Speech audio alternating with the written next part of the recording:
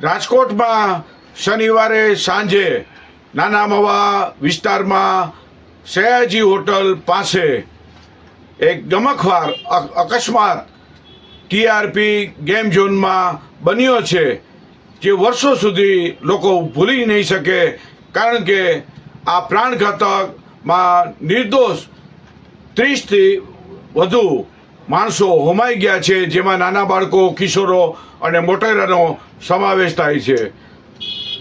આ નિર્દોષ માણસોનો કશો જ વાંક કે ગુનો નહોતો, પરંતુ સરકારી તંત્ર, જગ્યાના માલિક અને સંચાલકો જવાબદાર કેન રીતે છે.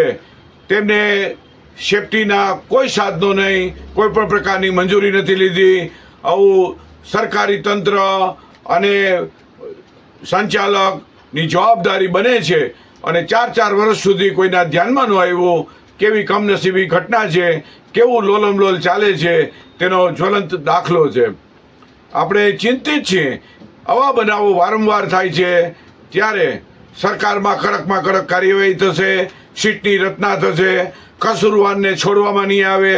આવી મોટી મોટી જાહેરાતો થાય છે, તેને આર્થિક અનુદાનની જાહેરાત થાય છે, પરંતુ જે ઘરના વ્યક્તિએ આ જીવ ગુમાવ્યો છે તેના માટે જે સરકારી સહાયનો આંકડો છે તે સંપૂર્ણ નાનો છે, અને જેનો મતલબ કોઈ રહેતો નથી, પરંતુ એક સાંત્વના આપવા માટે આર્થિક સહાય આપતા હોય છે. વિજ્ઞાન જાથા આ 30 વ્યક્તિઓ નિર્દોષના પ્રાણ ચાલ્યા ગયા છે, અને આપણે વચ્ચે નથી.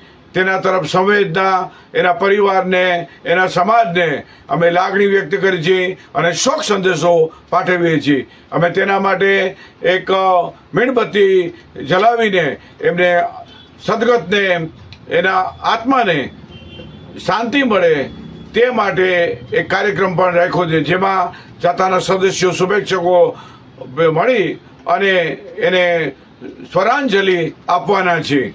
સાથે સાથે સરકારને પણ એક આવેદનપત્ર આપી આવા બનાવોનું પુનરાવર્તન ન થાય તેવી લાગણી પ્રદર્શિત કરવાની છે, અને કસૂરવારને કડકમાં કડક સજા થાય, દાખલારૂપ સજા થાય તેવી માગણી કરનાર છે. આપણે સૌ જાણીએ છીએ, ભારતની વસ્તી છે 140 કરોડથી વધુ છે, વસ્તી વિસ્ફોટ છે. તેવામાં આવા બનાવો બને અને નિર્દોષ જે લોકો જ્ઞાન સાથે ગમ્મતને રમવા આવ્યા હોય ગેમ ઝોનની અંદર, અને અગ્નિમાં હોમાઈ જાય કોઈ પણ નિર્દોષ બાળકો અને કિશોરો, તો આપણે આ જવાબદારો સામે માફ કરવા યોગ્ય જરા પણ નથી. એટલે એની સામે કાર્યવાહીની જાથા માગણી કરે છે. અંતમાં સરકાર છે આવા બનાવવાનું પુનરાવર્તન ન થાય તેની ચિંતા કરી અને જવાબદારો સામે કાયદાકીય ચુંગાલની ભરડો લગાવે અને કડકમાં કડક કાર્યવાહી થાય તેવી સંવેદના અને માગણી કરે છે.